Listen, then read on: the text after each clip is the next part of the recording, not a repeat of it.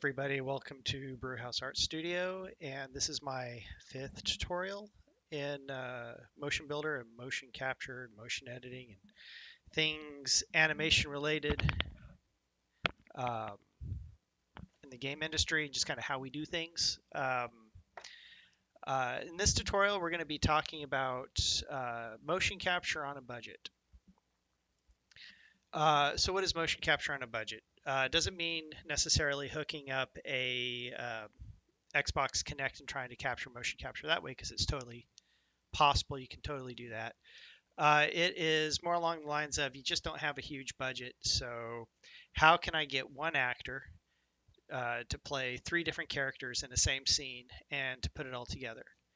And without further ado, we shall switch over to my other screen here and get started. So last time when we left off, I was showing you how to take C3D data and put it onto a character. We talked about props and how to get a prop animated with your scene. Um, and so what I've done is I've gone ahead and I have retargeted these three animations. So we have a foreman and he's coming up and he's talking to his guy. And he's like, hey, what's going on? Oh no, there's something's happening and an explosion, right? Oh, everything's okay. Then we have our next guy who's probably, so he's the foreman. This guy's probably the supervisor, where he's, checking out the scene, uh, monitoring the work of somebody who's working on this piece of equipment, checking his little data pad there, and explosion. Oh, everything's okay. And then we have the third character who is the worker dude, and he's like, "All right, I gotta weld on this thing." So he's welding. It's like, "Man, this ain't right," or whatever. Oh, an explosion. So what I'm gonna do is I'm going to take these. This was shot with one actor. Uh, these three elements were meant to work together. I wish I had the audio. I don't have the audio for this, or you can hear what they're saying. And you can kind of help time things to that. Um, so what I'm going to do is I'm going to show you how to build a scene and pull all this animation onto the characters. All right, so I've got all the data. So the next thing I'm going to do is I'm going to go in and I'm going to start building my scene.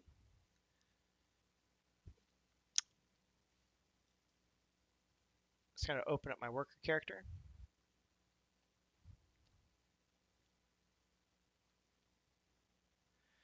So this is the file that we built last time, where I was showing you how to handle a prop. And we're just going to start with this. First thing you want to do is you want to go through and you want to make sure your file's clean. You want to do things like group certain things together. Like you could create a group for your groups and group it into a character. You want to group things together like your lights into its own group, textures, and everything. You can do that easily, like I showed in a previous tutorial, by inserting a folder, which threw it way down here. And then you can select everything and drag and drop it into said folder, and you can rename that folder like character 1 or what have you. And you want to go through this whole file and you want to just kind of get it cleaned up and ready to go. Another thing that's helpful is if you take everything and place it underneath like a top node, so everything is kind of a child of one node that you can easily navigate, move around. So what you're going to do is, when you're done cleaning this up, you're going to open up a new file and you're going to start merging things in. So I'm going to merge in that worker character that you just saw. But what I'm going to do is I'm going to apply a namespace, I'm going to use a custom namespace. Usually this is where you want to put the character like foreman or manager or worker. I'm just going to call him M1 for now. I'm going to merge that in. So I'm merging in the file that I just showed you. Now it's brought him back in, but if I go and I check out his all of his assets, you can see that they all have a namespace at the beginning, M1. And because when I pull in the next guy, I don't want his stuff to fall right on top of this guy's stuff. I'm just going to move that off to the side somewhere.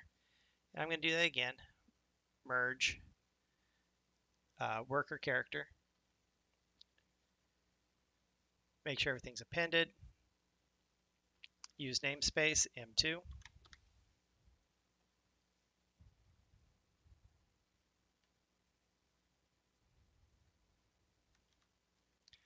You can see it dropped in right there. And then I would continue doing this for the third character as well. This is also a good time if you have loadouts. You can come in here to your character, which they're kind of on top of each other right now.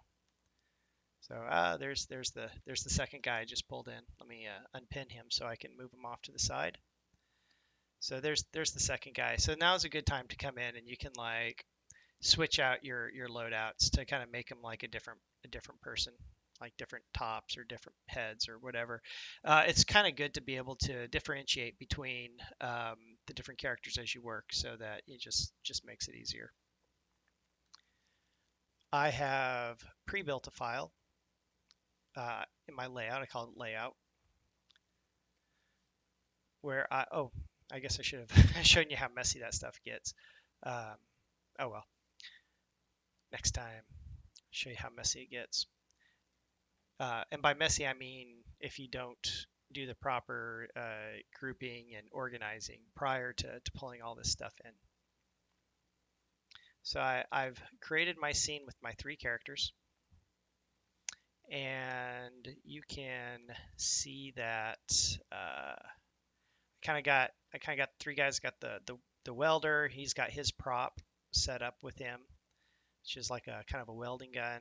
He's got his foreman, or this guy, the supervisor's got the whatever tablet, and then you got the foreman or the manager, whoever, just this guy, just him. And if I come down here and I look at my schematic view, I have arranged everything to kind of make it clean and easy to read. I kind of try to lay it out based off of their position in space. So I've got this guy and this guy and that guy. This will just make it easier when I'm trying to animate each character individually. So, all right, so I've got the characters. Also, check out my my characters all have namespaces, M1, M2, M3. See, character extensions have all been grouped. Makes it really nice and convenient. Constraints grouped together. Materials, this is a big one.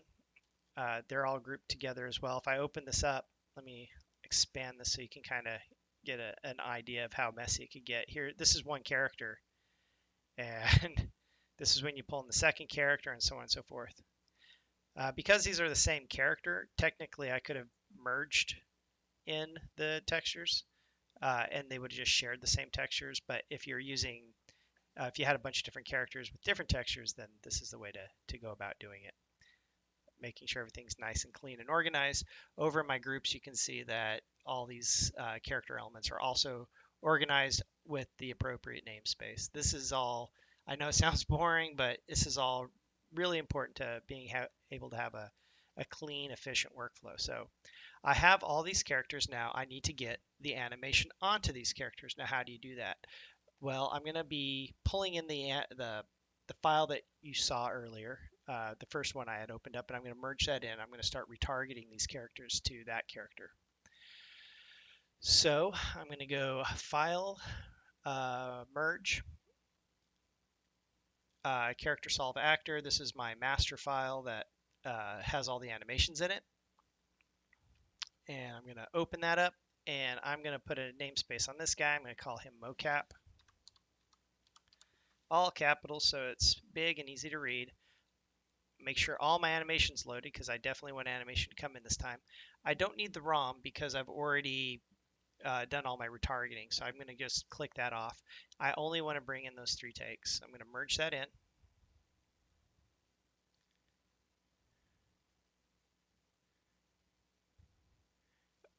And there you can see I've got my guy right there, and he's really big for some reason. I have no idea why. So he's all over the place. Let's figure out what's going on here, because I have no idea why he's so much bigger than the rest. First thing I'm going to do is I'm going to hide this C3D data because I don't need it. And I'm just going to get that out of the way.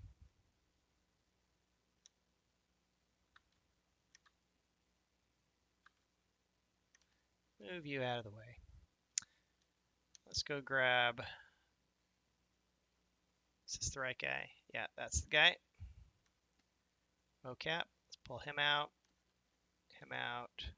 This is why it's nice to have everything underneath the top note, because it makes it really easy to just come in here and grab all the stuff and get it out of the way.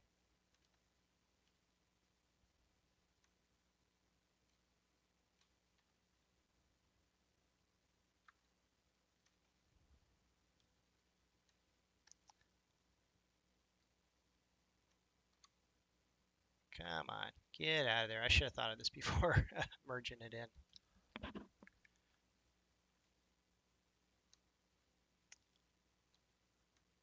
And is this it? This might, I got a couple more things. That, these. I think that's all the mocap stuff. And go ahead and get rid of that stuff. Don't need it.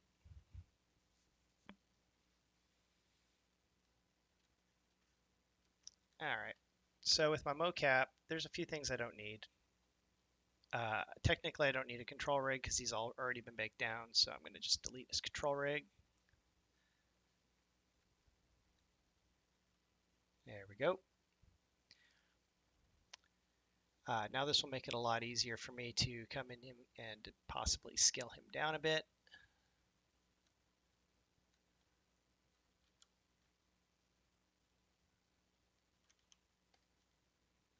Let's get rid of this. We don't need that any longer.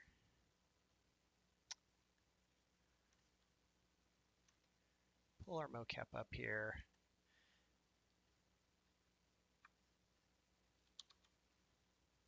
Oh yeah, he's scaled up to 27 for some reason.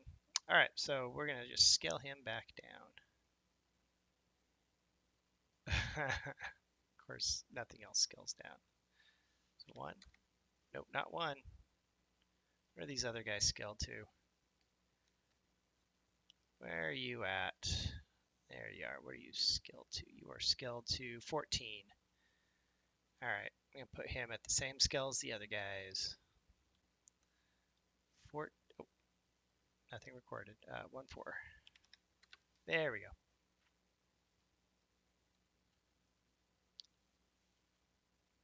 Go ahead and hide that. Don't need to see that. Hide that. Can hide that. Some of the things we don't need. All I really care about is his body data right now.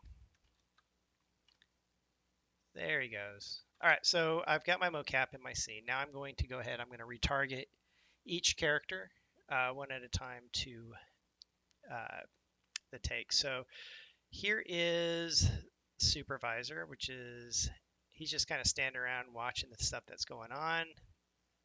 And that is this guy.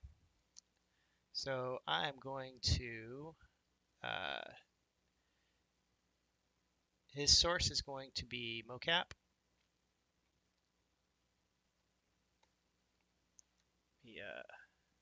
I prefer to do it down here in character settings.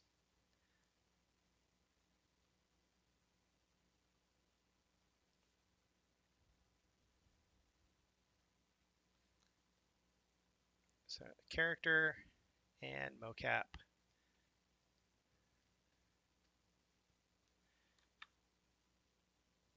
And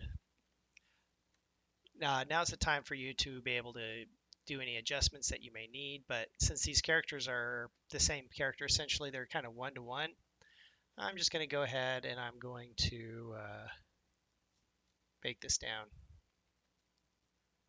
Plot to skeleton, plot to control rig. Done. All right. Now I'm going to go to the, before I do that, I'm going to throw him into a story track. So I've taken the character I've just baked down, and I'm going to select him and put him into story.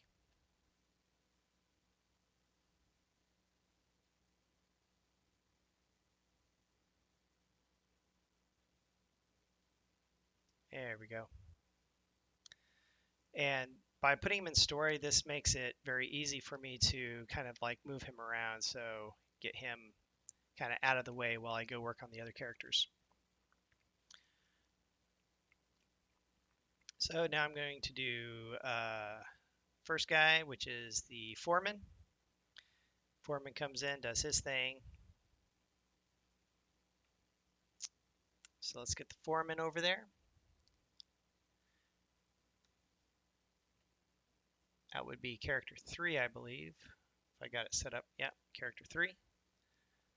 So let's go to the navigator and go over to control rig, character, mocap. He's playing along right with the mocap. Yep.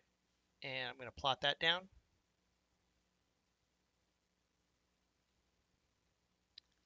Plot the skeleton, plot to control rig. I'm going to take him and add him to story.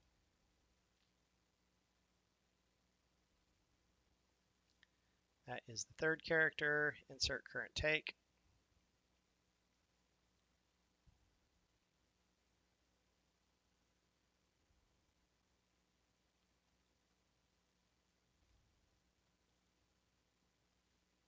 Turn that on. Let's move him out of the way. All right. Now we're down to the last one, the worker.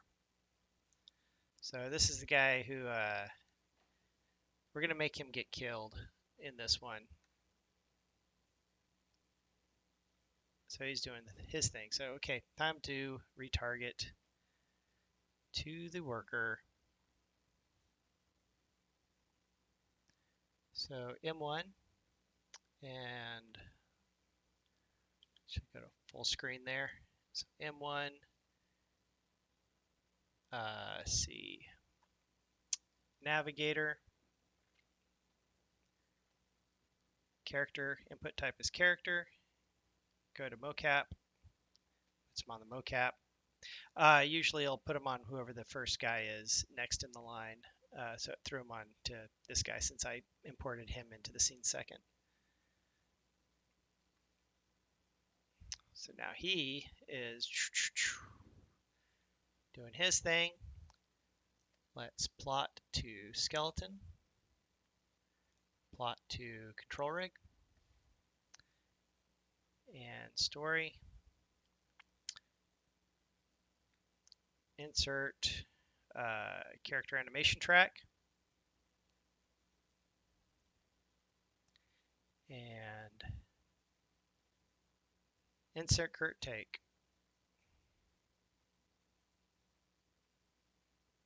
And there we go. Let me pull this up so we can see story a little bit better. I'm going to close this down so it's easier to work with. Just organize it so I can see the characters in there. All right. Now I don't need the mocap character anymore.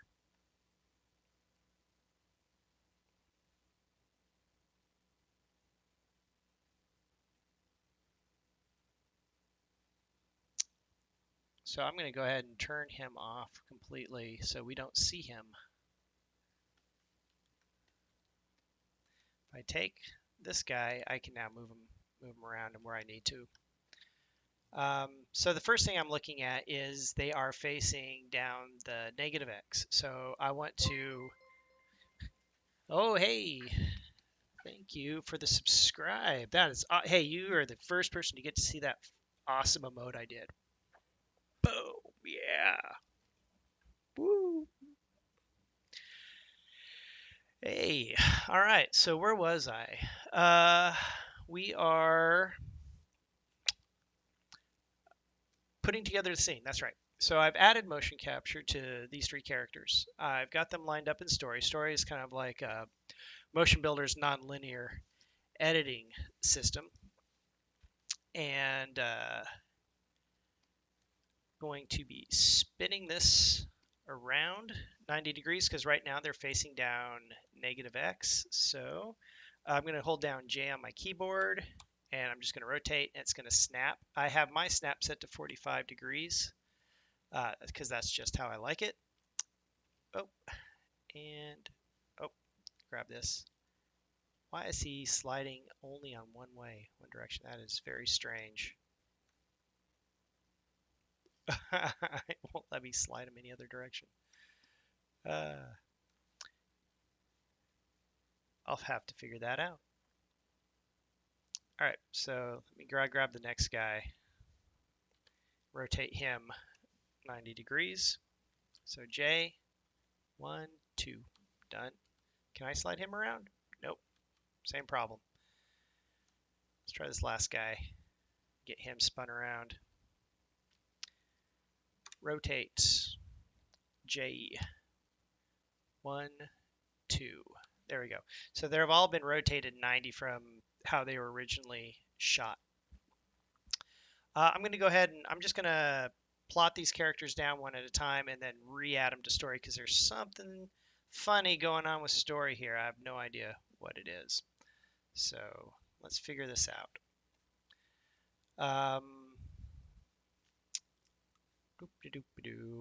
Let's plot this down. So plot to skeleton,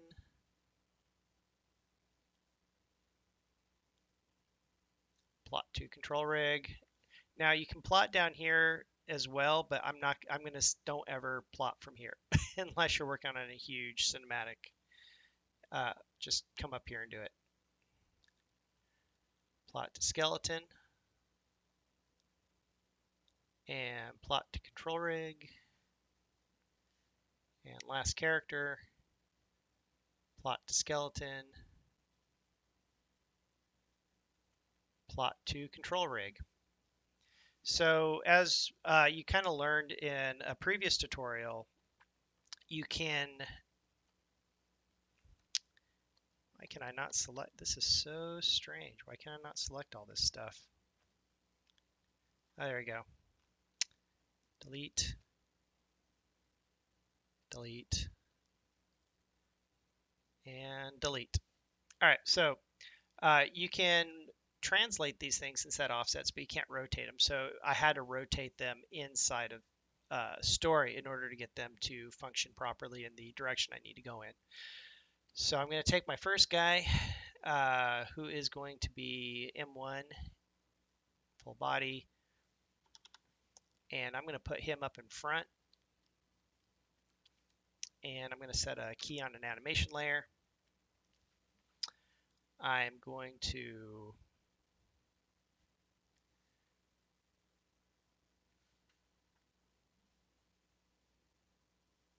yeah, all right. I'm going to take the next guy. I'm going to get him into place. M2, this guy. Let's pull him right over here somewhere. Set a key. And let's go get that supervisor into place. Which I think, okay, so he's going to be talking to him right there. So I'm going to go ahead and I'm going to grab M3 and push him into place. So he's like, hey, how's it going over here? As he talks to that guy.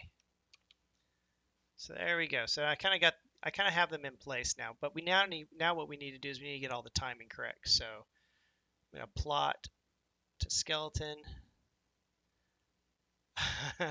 back to control rig, and I'm gonna gotta go down the list again. Skeleton, control rig, and last character. Plot to skeleton, and plot to control rig. All right, so let's re-add these characters now.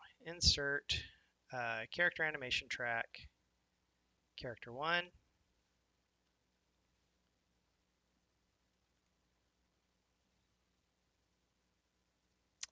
and character number 2.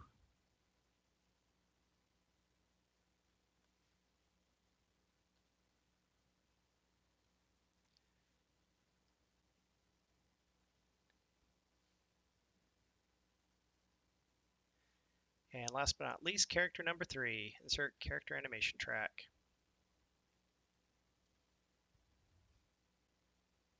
Oh, cancel. Insert current take. Oh, I forgot to add the character.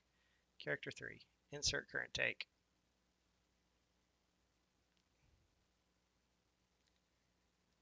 All right, so now they're all on their tracks. Now it's time to get these things kind of lined up. And I'm going to base you got to think of timing. Normally you'd be working off an audio file, or you'd be working off a time code, or something along those lines. Because this is the same actor playing 3 different parts for the same scene, I've got to line these things kind of up, brute force. I'm going to pick character 1, which is this guy welding, and I'm going to kind of play off of his timing to what's going on. And it's going to be based off of the explosion that's getting ready to happen. So he's welding. He goes, man, yada yada. He turns around and whoa. So he's kind of like flinching right there. But these guys came in a little bit early, so I'm gonna drag them back in their timelines just a little bit, like so. I'm gonna grab this other guy, start pulling him back. Oh, he points. Oh, he points. All right. So maybe I'll time it off that guy, because he's like, he sees the thing getting ready to happen. He's like, look out. Yeah. Okay. Yeah. That's what I'm going to do. So he points, and that's when this guy's like, starts to take action. And then that's when this guy is like, what's going on? Let's see how this looks.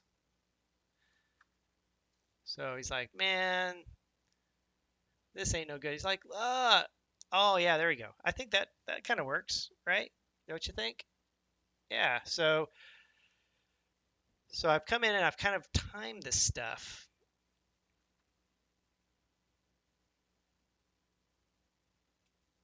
I think we'll start the animation right about here or here. I'll start the animation right about here. So I'm gonna crop each one of these animations just by pulling it in like that. And this is it's the same as using the blade tool in Premiere. Let's move this to 0. I'm gonna just punch it in 0 and 0 and 0. There we go. Explosion. These 2 guys kind of recover, and this is the last frame I can have because crop that in. So, okay, so I kind of figured out my timing and where I kind of wanted to show up. So I'm going to go and frame start to end. This crops it from frame 0 to frame, in this case, 480. That's an incremental frame. So I'm going to just even it out to 480, just like that. So let's play this again. Let me make this bigger so we can see it a little bit better. Guy's like, weld, weld, weld. Man, this sucks. Guy's like, look out. Ah, explosion. Oh, man. So Let's see. Yeah, yeah. I wonder if I can move these guys around now that I've kind of redid their thing. Oh yeah, now I can move them around just fine. I don't know what the problem was before. That was very strange, because I think I want to move these two guys, the foreman and the supervisor. I think I want to move them a little bit more like this, like that, and we'll make it kind of close, because why not? Everybody should be close to explosions. So you know what? I forgot to turn on music. Maybe I should turn on some music while we do this. There we go. Y'all hear that okay?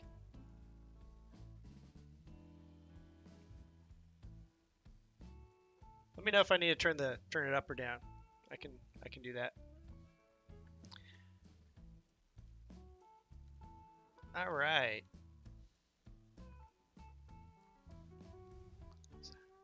All right, so I got that going. So now it's time to once again plot everything down. So the in Motionbuilder, when you're doing motion editing, you're usually not doing everything boom all at once. You're doing things in passes. So I'm going to like, this is my first pass, this is my second pass, this is my third pass, that sort of thing.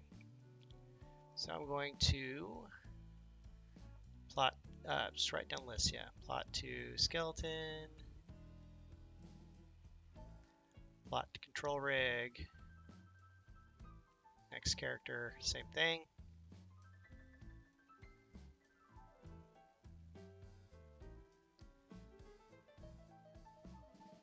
Last character.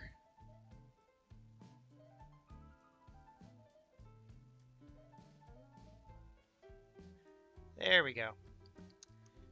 All right. What's wrong with his hand? Look at that.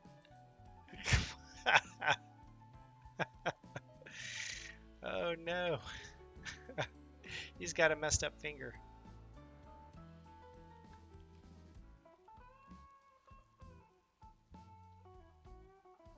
I'll have to fix that. Oh, he's got a messed up finger too. And he's got they all got a messed up finger. That must have happened on the mocap. I bet the mocap was off when I was doing all that scaling and trying to fix it, and I bet it screwed that up. That's okay. That's easy enough to fix.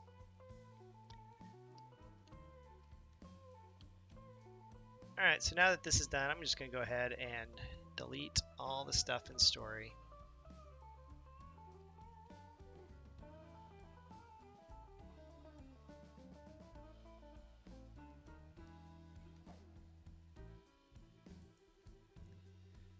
And let's go fix that finger real fast and figure out what happened. What happened to you? Oh no. All right. Let's turn off the control rig. So none. Has to do with the translation on this finger joint.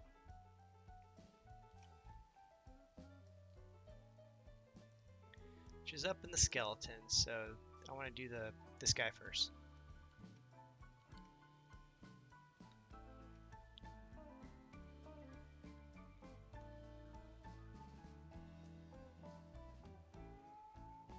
Looks like it's pinky. Or no, yeah, pinky, this joint. What is this other one set to? Let's go to local 16. I'm gonna try that number.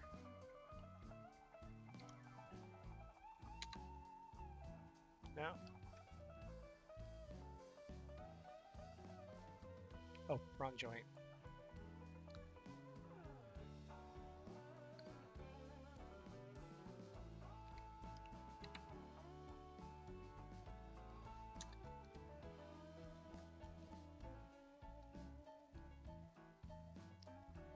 Fix the joint.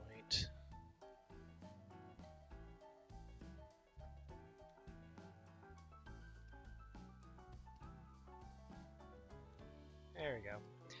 Well, the good thing is once I fix it, I can copy that key onto the other ones, and then that should be fixed.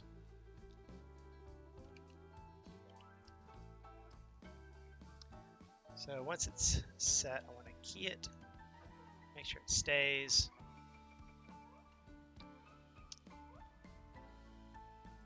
Go fix the next guy.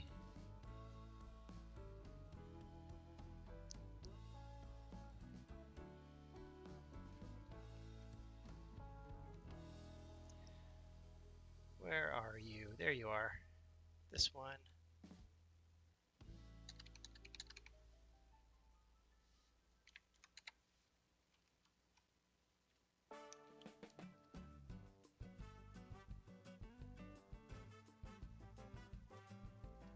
Kind of roughly get it put into place.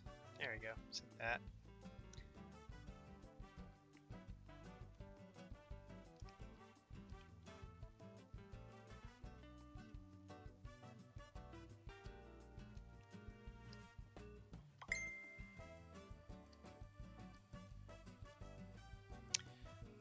Tell you, when you deal with 3 characters, there's a lot of work involved. The more characters you add to a scene, the more time consuming it is.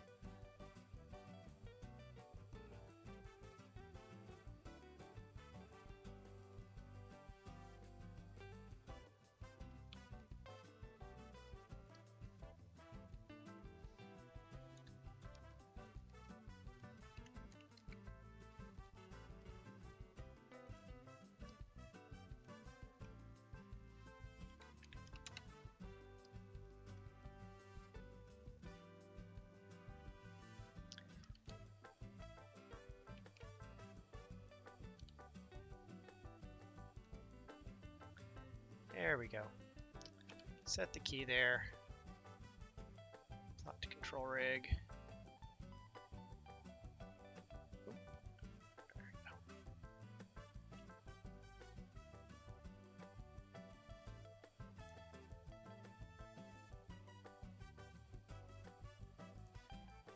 There you go. Fix the finger.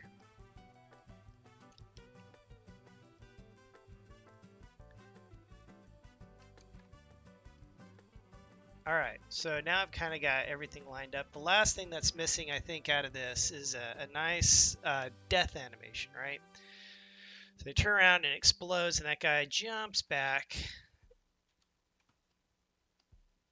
This guy jumps back, so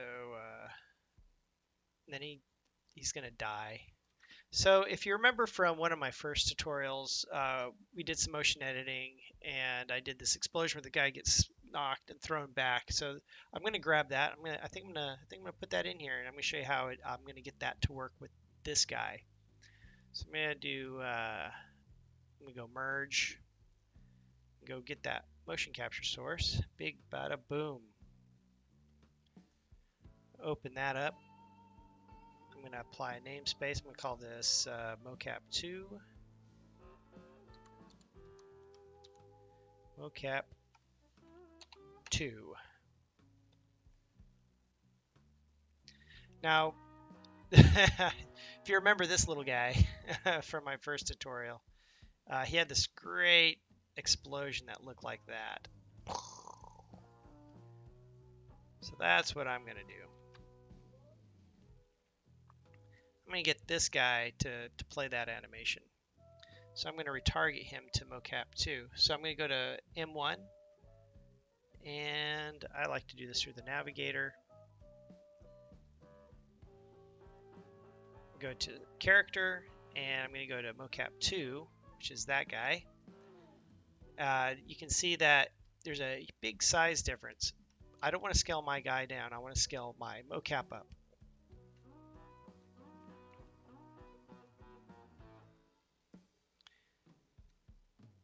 He's around here somewhere.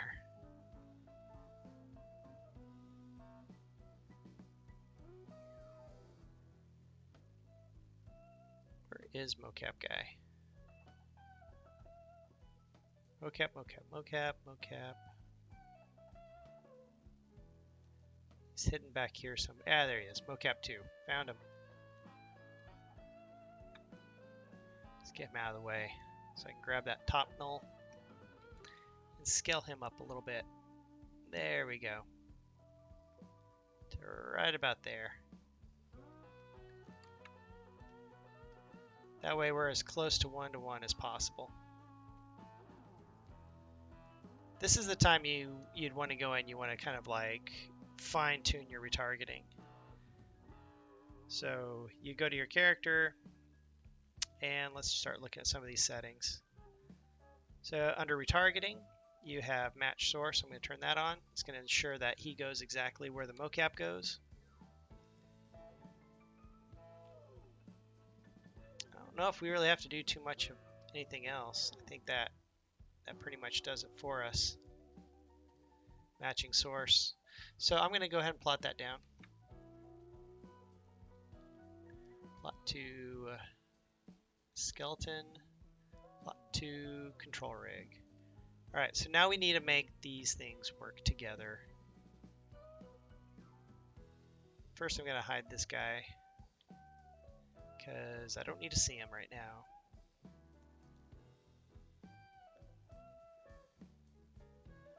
Oh, there he is. Found it. Let's move that guy over here. So hide him. So he's hidden now. So what I need to do now is I need to get him in that same pose that the first guy was in, right? So I'm gonna go to that animation of him turning around and like getting exploded, and that's his pose right there. I'm going to copy that pose, pose control, mocap character poses. I'm just going to add that. Oh, let's make sure I actually select his root. So I added something else in there. All right, there. Copy that pose down, delete that bad node, delete, confirm. All right, so now I'm going to go put that on the front of the impact, which is here. So animation layer. I'm going to go ahead and turn on TNR and paste. Actually, no, I'm not going to do that yet. I'm going to do it in place.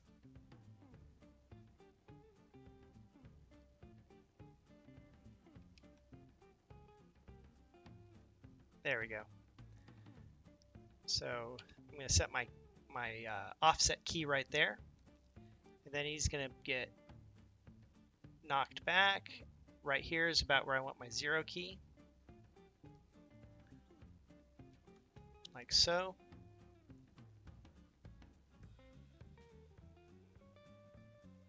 And he gets thrown back. So it's kind of important to make sure that you know what pose you're coming out of in one animation and what pose you're going into another animation. And I can actually adjust these keys to kind of like make it feel better. It's kind of a good idea to just kind of play around with pushing these keys, kind of see how it feels.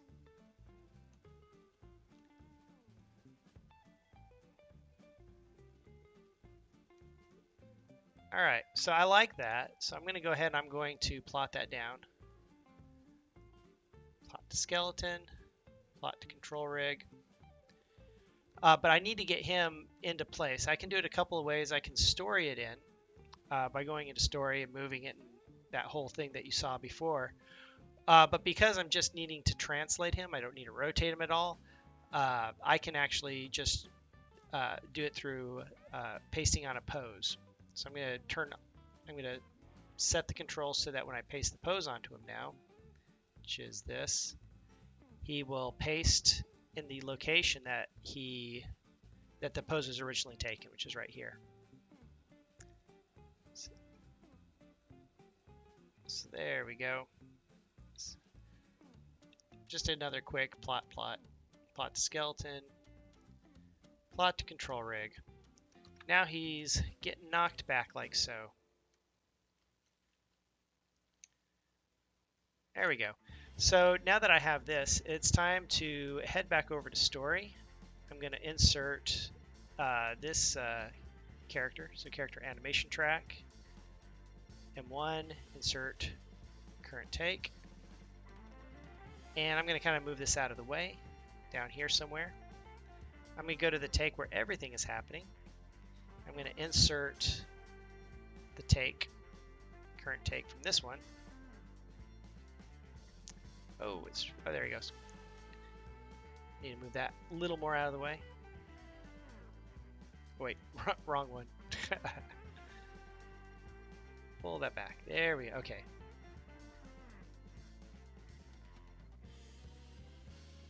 Come on.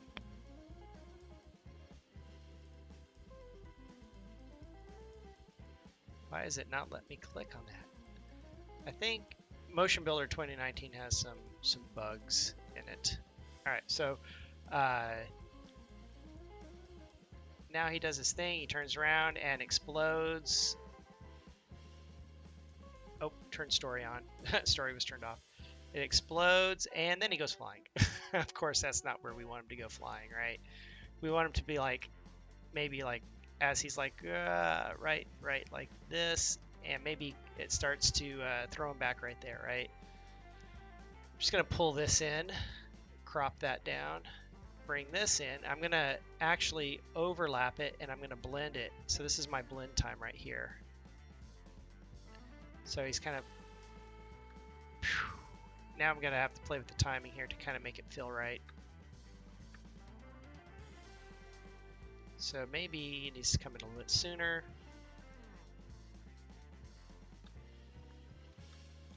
Maybe the blend needs to be shorter.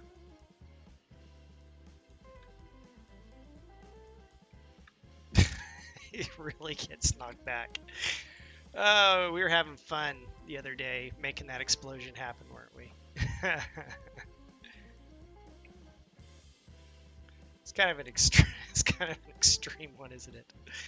I think he needs to explode a little bit sooner.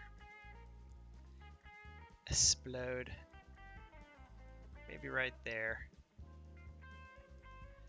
That's kind of the fun thing about animation, right? You get to kind of like play and see what works best.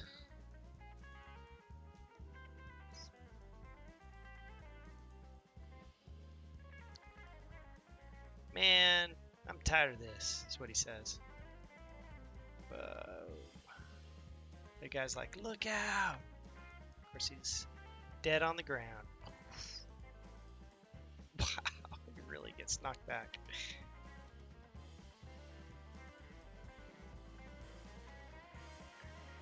Maybe less of a blend time.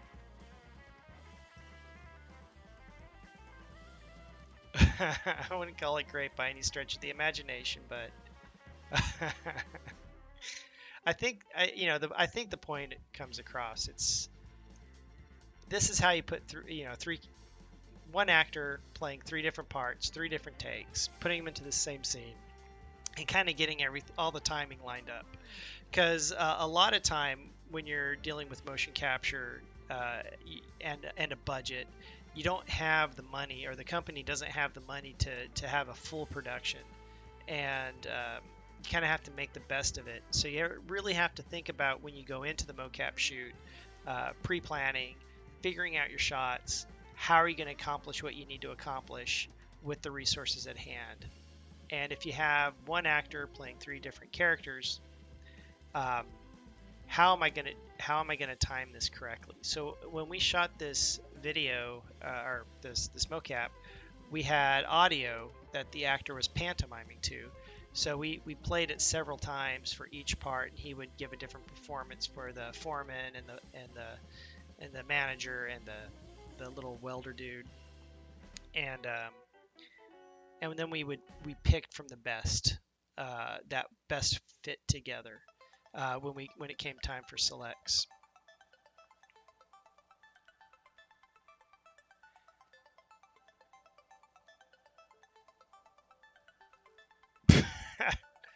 So he really gets knocked back there. It was really fun, the other tutorial, when I made it explode, and we were just like playing and seeing how far we could push that explosion. But looking at it now, totally does not fit the context of this.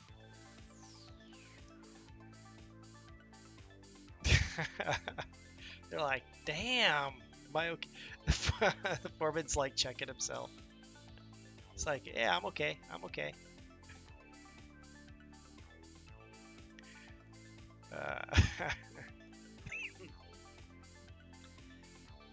All right. Well, I don't have to do any more timing adjustments on this. I'm going to go ahead and plot down this guy. I'm just going to say I'm going to call it good for now. Plot to skeleton. Plot to control rig. And now I can delete this track and story. Okay, go ahead and delete that. All right. So there you go. That is the basics of how you can take everything I just said and put it all together into one neat package. Now the next step is actually motion editing. So yes, we were kind of motion editing to begin with, but the next steps are to actually motion edit this so that the guy's elbows aren't so in, and when he throws the gun down, the gun gets thrown and hits the ground and everything. So that being said, let me pause the music there so I can concentrate. If anybody has any questions, now's like a great time to kind of like say, hey, what about this? What about that? I'm going to cut my stream here in a second and pick it right back up where I'm going to actually motion edit this, and I'm going to just start showing, little things. How do I handle this? How do I handle that? Um, for example, there's no uh, we didn't capture the props of the guy like throwing the thing down. So how am I going to handle him throwing down the prop? Um, the guy's got the data pad. He's got to interact with it. We had that problem with the fingers, which is kind of frustrating, annoying. So cleaning all that up.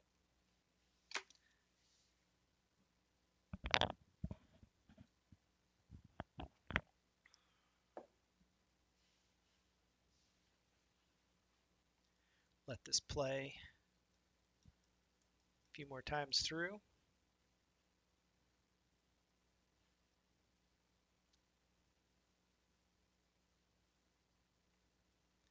So the guy that we captured, he was like really skinny kid.